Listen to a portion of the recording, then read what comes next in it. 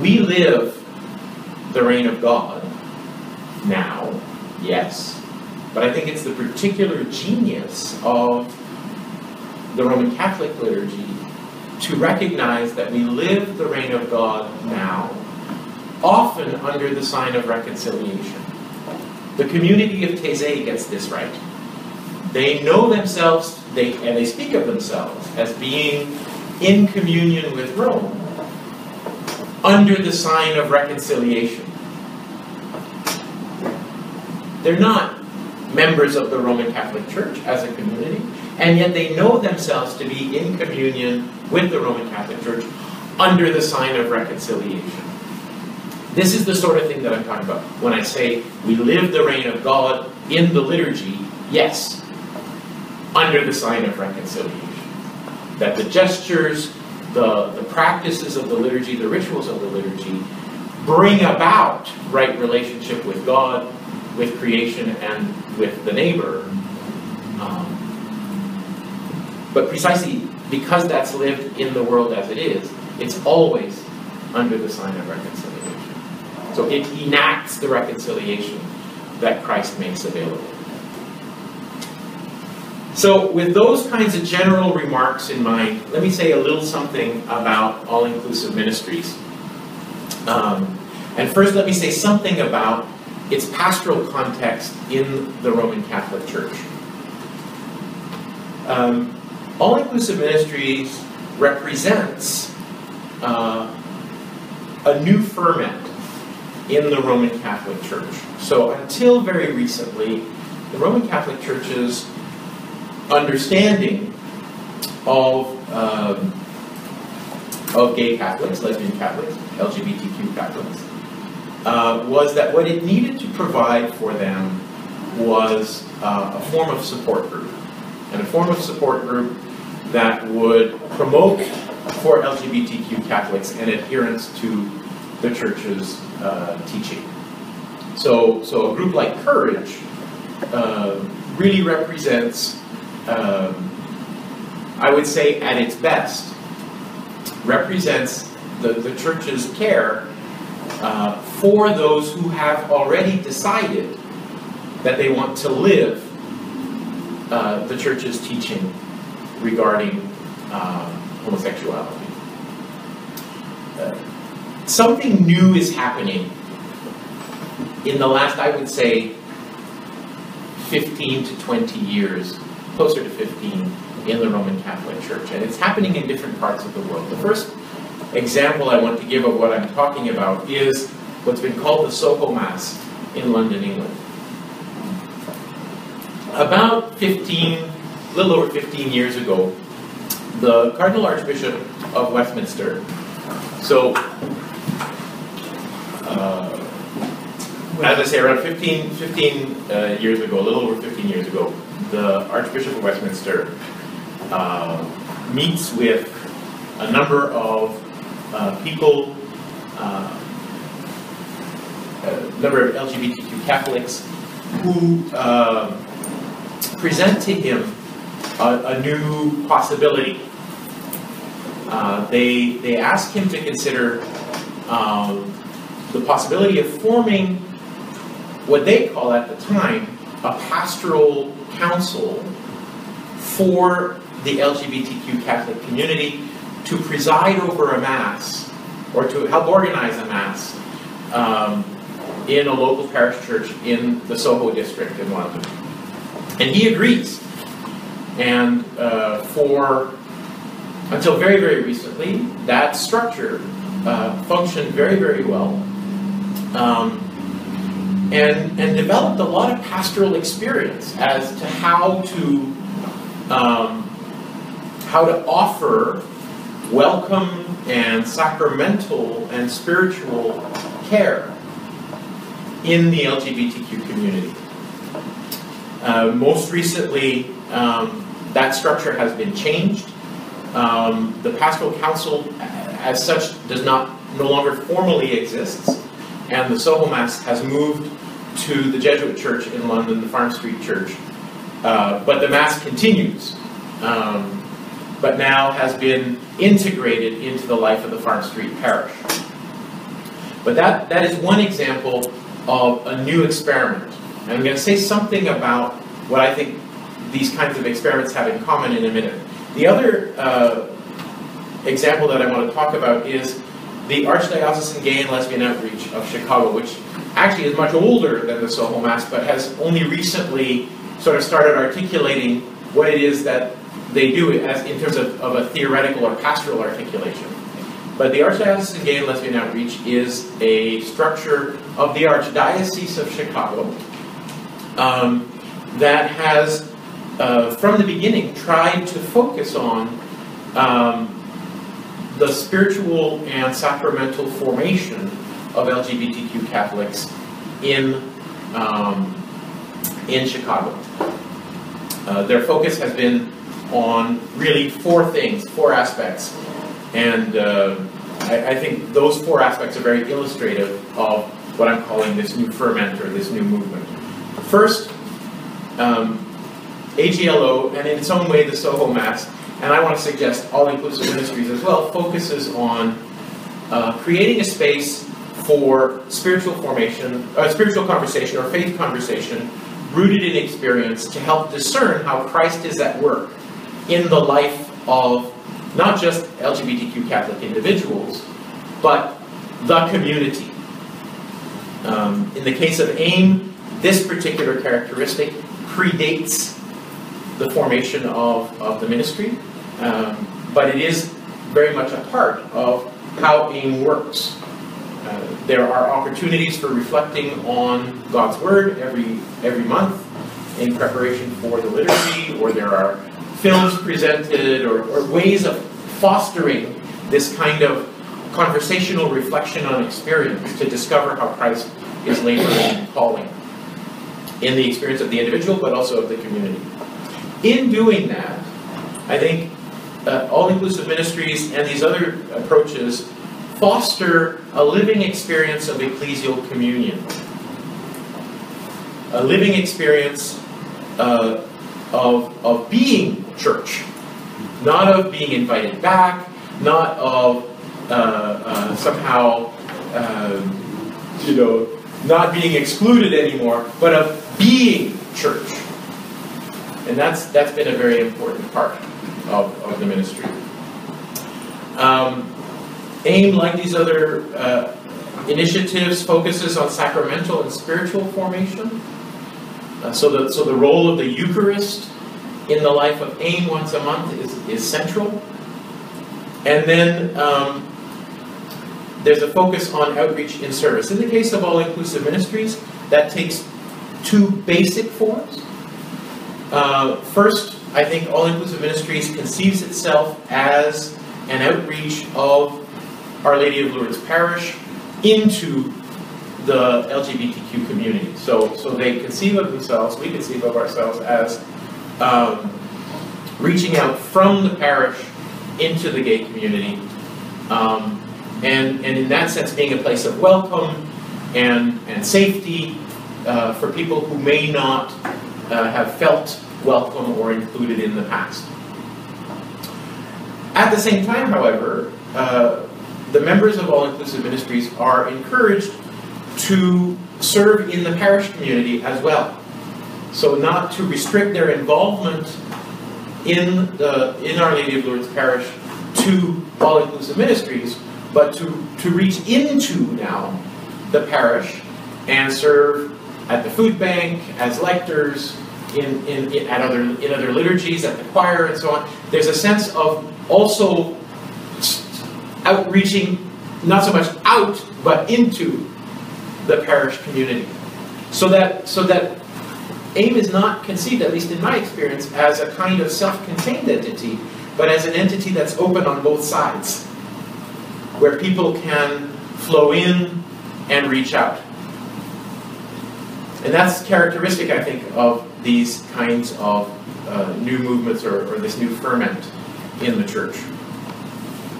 All-inclusive ministries, like the Soho Mass, is organized and sort of kept going by a small group. They call themselves the executive, but in fact, I would call them the pastoral council of the all-inclusive ministries liturgy. Once a year there is there's the Christmas dinner, which is one of the highlights of the year. So you can see, get a little bit of a sense of what we're talking about when we're talking about all-inclusive ministries. Okay, so just a little bit of history now to situate all-inclusive ministries in the life of Our Lady of Lourdes Parish and the church in Toronto over the last few decades. One of the ancestors of the all-inclusive ministries liturgy is the Mass for people living with HIV and AIDS and their caregivers and friends, again, at Our Lady of Lourdes, which ran for about 25 years. Initially, at the height of the HIV and AIDS crisis, really the Mass was, if we're going to be honest, a ministry of a few priests reaching out to people in need. So it was not really, in its beginnings, an ecclesial community in the strong sense. It was an opportunity for the Roman Catholic Church at Our Lady of Lourdes to offer something to people who were suffering. And so the direction of the ministry was very much one way. Very quickly, however, as the community began to form around the Eucharist and around the offering of the sacrament of the sick to people living with HIV and AIDS, the liturgy became a very important ecclesial community empowered to minister to its own. So we went from a few priests ministering to people who were suffering to a community gathered at the heart of which were persons living with HIV and AIDS. So we're no longer talking about movement in one direction. We're talking about a community able to care for its own through the sacraments. But the role of the priests in this context changes. Now they're animating a living ecclesial community that meets around the Eucharist and the sacrament of the sick. And for many, many years, as the AIDS crisis continued, this was the reality of the community. Very soon after I began to be involved with the Mass for people living with HIV and AIDS, shortly before I became its coordinator, something shifted profoundly in the life of the HIV Mass. We began to notice, those of us who were sort of involved in the pastoral care of for the liturgy, we began to notice that there had been a profound shift in the community. That not only now was the community caring for its own, but in fact, it had become a place that was able to welcome others into its midst who were not suffering from the consequences of HIV and AIDS, but who were bringing other kinds of brokenness, psychological brokenness, cancers, and so on and so on. But the community was now able to look beyond its own membership to say, we have something to offer. We have a treasure, if you will, to share. And that shift, although many people, when we tried to point it out, I remember Bob Doran in his homily started trying to articulate this for the community. Many people couldn't quite see it. But it was a profound, palpable shift in the life of the community. And I think that's the moment when the HIV Mass became truly, fully an ecclesial reality, because it had that perspective of mission, of bringing the gospel of it out of its own experience to others.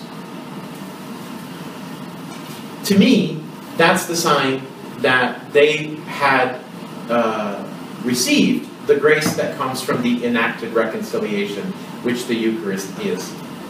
that the Eucharist was no longer something that was given to the congregation, but rather that empowered the congregation to act. In this case, to be a place of welcome.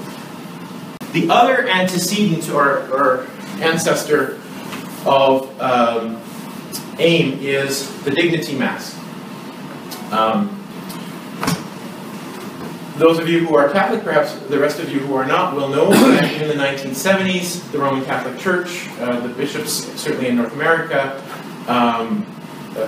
decided that the group known as Dignity could no longer meet on Catholic Church premises.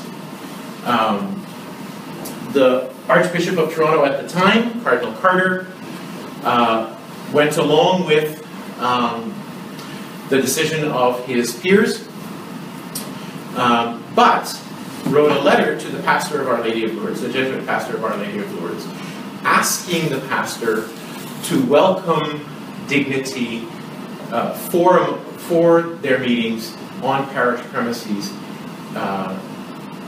I think the letter says something like, in a discreet fashion, or something like that. I can't quite remember the text. But the idea was, we don't want to cut our ties. We want to continue to minister to this group, but it has to be done in a way that will not publicly contradict the decision I've made.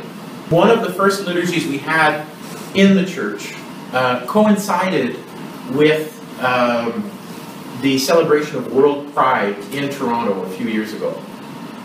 And so we knew that we would have a much larger number of people attending the liturgy. And so we decided that as part of the liturgy, to try to express who we are and who we've become as a result of this experience of Eucharist, this experience of community, we would make use of the sprinkling rite to recall and affirm our baptism. So for those of you who aren't familiar with the flow of the Roman Catholic liturgy, there is the option, particularly in the Easter season, but also at celebrations of particular sacraments, for the use of holy water at the beginning of the liturgy to recall our baptism instead of having the penitential rite. And so we decided we would have a bowl of holy water and that we would bless it at the beginning of the liturgy, have the sprinkling rite, but instead of the priest going out into the community and sprinkling, which is the way the thing would normally be done, we invited people to come up from the pews, dip their hand in the bowl, and make the sign of the cross. In terms of the rite, this was very, very important, because as a gesture, this is a gesture of claiming. It's a gesture of affirming. I go up and I affirm that I am baptized, I am a member of the church. And that's the reality, that's the basic truth. And I celebrate that. For this community, this was and is an important moment. I haven't celebrated the Eucharist in the spring with the community in a little while. I hope that that practice is continuing, because I do think it punctuates one of the very important realities of what All-Inclusive Ministries has become and is. A place where LGBTQ Catholics simply claim their baptism and affirm it and celebrate it and commit to living it. So the pastoral concern was precisely to celebrate and reinforce ecclesial belonging and communion. And the solution was the one I've just described. But this practice had an unforeseen and happy consequence. One of the things that's happening now with All-Inclusive Ministries is that people who are members of other Christian communities where they do not experience acceptance because of orientation or because of gender identity are invited to All-Inclusive Ministries, experience the Eucharist, experience the community, and make the decision to ask for full ecclesial communion with the Roman Catholic Church. And so this rite has become for us a moment where we can welcome these members formally, as would happen in the larger parish with something like the rite of Christian initiation of adults. So you see here a young fellow who has just made his profession of faith, and who I'm welcoming into the community in the name of the community. That is a very powerful moment for all-inclusive ministries. Not because it's not a question of sort of saying, oh, we've got somebody new, but that we have become an ecclesial community that actually can welcome others and can celebrate that. Is I think, huge. I don't know, again, this is one of these realities that I'm not sure everybody's realized, but for me, observing and as a practitioner, this is really, really important.